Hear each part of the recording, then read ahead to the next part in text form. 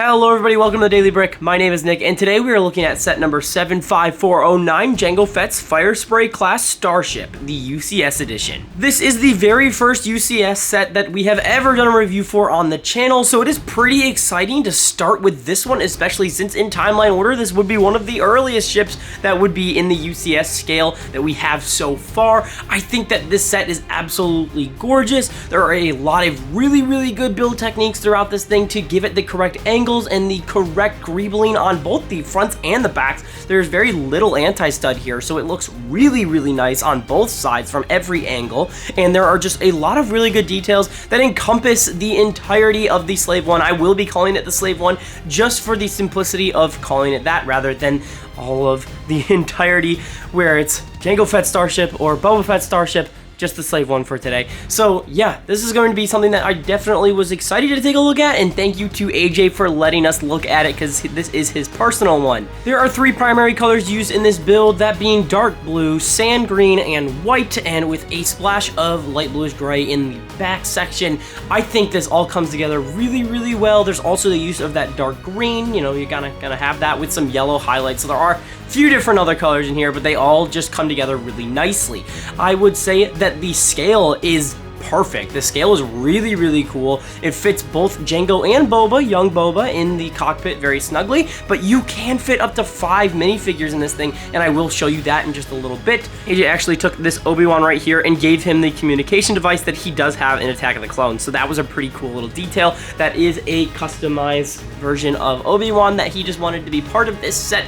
But yeah, let's take a closer look at the cockpit so that way you guys can see on the interior. Taking a look at the cockpit, you actually just take off this entire front section right here, and that just sort of pops off like that, and you can see that there are a ton of spaces for Boba Fett and Jango Fett to sit inside. I will kind of move the camera just because this is going to be something that's going to need to get a little closer details. In here you have 2 seats on the bottom. That is really good right there. The seats are built using some tiles and some clip pieces, as well as the 1x3, the circular plates right there, so that's pretty nice to see. And then as we move up, you do have Jango piloting the ship and young Boba in the back, and then again on Jango's left hand side there is another one of these seats, actually Jango's right hand side, but that is really nice. I am fairly certain that you can actually take out the entire section right here, so that is really cool. I really like that. And as you see, you have the door that leads into the ship. This does not come off, that does not open or anything, that is strictly for decoration.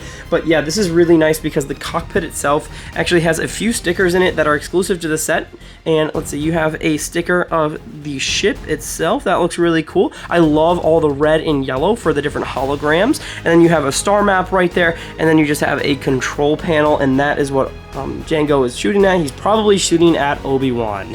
Now there is a sign up here on the top with some Arabesh on it. I'm not entirely sure what that is, but if anybody knows, please comment down below, and that would be pretty awesome to see. As we move down, there are no interior details other than the cockpit, just because they needed to get the angles just right. You do have these blasters down here, and I will actually take a second to just put the camera back. So right down here at the base of the ship, we do have 2 blasters, and those are just connected so you can grab either one from either side. And there's a gear in there that AJ told me about, so that actually allows the guns to sit a little more tightly than they normally would. So the guns are usually a little bit looser, so that way you can just turn them up and down at will. But I think having the gear in there to stop them, to give a little friction before they start turning, is a really good use of just a very simple build technique on the interior. I wish we could see that, just something that I can't do without breaking the set, and I don't want to do that. So yeah, these blasters are pretty good brick built blasters. I do really like those, and they're very simple, and I do like that they turn at the same time no matter which one that you grab. We're just going to be looking at one of these since they are both identical, but on the left and right of the ship we do have the fins, and those are always known to turn. There's using some good techniques that go all the way from the end of the fin right here all the way up into the core of the ship, but you can actually turn those, and I will show you. I guess we'll look at both for right now. Both sides move as well. That's going to be the same situation as the blasters, so both sides move, and they are based on gravity as well, so you do not have to worry about them sort of not getting the right angle when it's on display. It is strictly based by gravity, and the stand that this is on is designed to give it that angle to make it look like it is flying. And we're actually going to show you the stand now. Really quick before I show you that, the wings do in fact turn with gravity, and that is really cool to see. So this is the stand. So this is a fairly technical Technic stand right here, and yeah, that was a lot of words, but yeah, it's pretty simple build when you look at it, but they really put a lot of hard work into this to get the correct angle, as well as making sure it's stable. When you do put the ship on the stand, it's really stable on there, but you kind of do feel like it's a tiny wobbly, but you know, that's going to be okay. If this is sitting on the shelf, you're not really going to notice that. Underneath, at the base of the stand, you do have the classic giant tile that has all of the information about the ship itself. So I will zoom in on that so you guys can see a little bit, and I will turn that towards you so that way you guys can get a better look, but do that for you, and you can take a look at that. So this is Jango Fett's Starship. Obviously, you have the manufacturer of the cut drive yards. The model is a Firespray 31 class patrol and attack craft. The length is 21.5 meters. The engines are F31 drive engines, which are the same manufacturer, so that would make sense. The hyperdrive is a modified class 1.0. The max acceleration is 2,700 G, which not sure what that is. I hope it's not G's as in like G-force. That would be pretty crazy. The weapons are twin blaster cannons, rapid firing laser cannons, concussion missile launcher, mine layer, void 7 seismic charges. The capacity is 1 pilot, 1 co-pilot, 6 prisoners, 3 passengers, and 40 metric tons of cargo. So this thing can hold quite a bit. Speaking of weapons, we're actually going to go to the most infamous weapon that this ship has, and that is the seismic charge. This is a really cool detail. I'm sure you saw it in the beginning, but as you open these up, you actually just move these. They're not sliding or anything. I'm sure that would have been too many layers to take up when building. There is a seismic charge on the inside, and that looks really good. That is just brick built. That is a really good build technique, and it looks just like one of the seismic charges, and they're to scale as well. The seismic charges are a little bit bigger than you would expect, so that is pretty awesome. This thing is covered in stickers. I was informed that these stickers right here, because there are 4 individual stickers, or at least 2 individual stickers along the ridges of these 2x2 dome pieces, and they were very difficult to get on. However, whoever did it, AJ, did pretty good. And the way that attaches is just by the jumper tile on the back, and you just sort of push the seismic charge back into place, just like that. So along the entire backside of the ship, you do have quite a bit of detail with the greebling that they were able to fit into here. It looks fantastic. There are just a lot of really good build techniques. There are really good build techniques for the blasters and the cannons, not the cannons, the actual thrusters back here.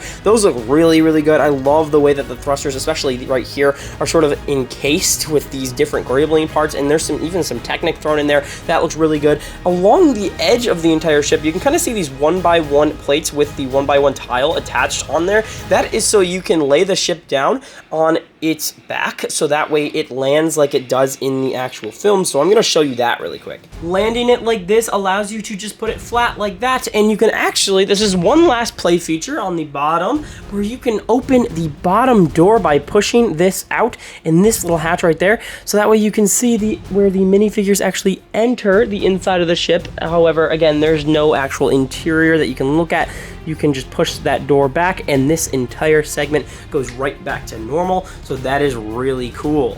One thing that I did forget to mention was this little hatch right here. This actually came out from that area where I told you was purely cosmetic, but this is actually the pack for Jango Fett's blasters and his jetpack. That is really cool. That just sort of fits right back in, right behind the cockpit area. So that is going to be that tiled off section right behind Jango when he is piloting, so that way you can actually sit him down in the seat without having his jetpack get in the way. Like I said earlier, there are 2 minifigs in this set, this being the first, and this is young Boba Fett. A lot of people are disappointed at this fig for the hairpiece. There would have been really good opportunities to put different hairpieces, specifically the Han Solo, the swipe to the left and right, kind of parted down the middle one, in black. And a lot of people don't know why they didn't do that. It looks just like his appearance in the Clone Wars. I get that this hair isn't meant to be from the Clone Wars, it's meant to be from Attack of the Clones, but even his hair in that movie looks just like the hairpiece, so not entirely sure why they did that. The most of the fig is done in the light bright blue, so that is very nice. I do like that coloration, and he also has sand blue as the arms, so that's definitely interesting. The fig has short legs, no arm printing, no leg printing, but I'm pretty sure he does have a secondary face print,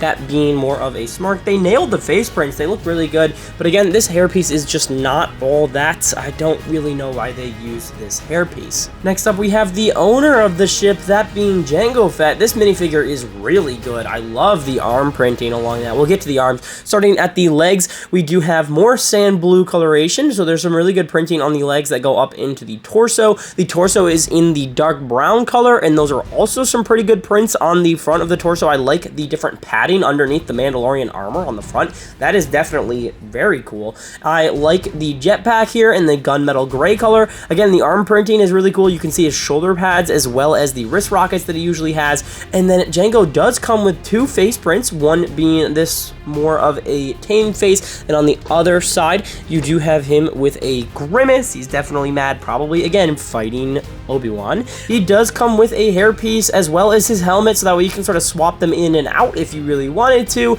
The helmet is definitely the cooler option. I'm actually going to take the hair off and put the helmet on. I love the printing along the helmet. It just looks really good. It looks slightly wider than the normal Jango or Boba Fett, and honestly, I really like that. It looks very accurate. The visor goes all the way down to the ears part of the fig. However, this Jango did come with a printing error on the left side of the helmet. You can sort of see that the dark blue, I'm going to just turn that really quick, turn this off. The dark blue kind of skipped where the actual helmet hole would be, and there's a little bit of silver shining through there, so that's pretty interesting. I'm not sure where that's coming from. Lego, unfortunately, really needs to get on their quality control. Over the weekend, I had built, I think, 3 or 4, probably actually 6 or 7 new sets from January 1st. Don't worry, reviews will come out on those pretty soon. But in all of those, I was missing 2 pieces. I know that sounds like probably a me problem, but I checked every single bag. I have never had this before. I've built over 700 Lego sets because I own over 700 Lego sets, and their quality control, I feel, is kind of going downhill, and I'm not sure as to why. It feels like more product is being pushed out rather than more quantity rather than quality, and that's never good to see. Hopefully they're able to get back on track with some of that stuff. Again, it's not really Lego themselves, it's the machines that are doing the work for them, and it's just, I'm not sure how to chalk it up. The Jango is using the new rangefinder, so that is a specific piece that comes in the set. Instead of a large bag of all of those accessories, you now only get one of these, as well as an additional one just in case you lose this one, since they are pretty easy to lose. His guns are very simple as well, and we've seen minifigs use these guns forever. I really wish that they would just give him a custom mold for these, but I have a feeling we're not going to see that happen. Just they may look too realistic. I'm beyond thrilled to have this be our very first UCS set that we've ever reviewed on the channel. I think that the details within this set are just really, really good. Going off of today's building standards compared to 10 years ago, I think that this is much better. You have a lot more attention to detail within every realm of this set, including the interior and the exterior, underneath and on the back of everything. So I think that everything coming together for this set is just a really good set, as well as a really good testament to the Lego designers' ability to create really nice sets that have the correct angles and the correct colors and the correct minifigs. There's nothing wrong with this set. It's great. Again, I'm very thrilled to be reviewing this, and yeah, that is actually going to be all for now. Thank you guys so much for watching, and we'll see you in the next one.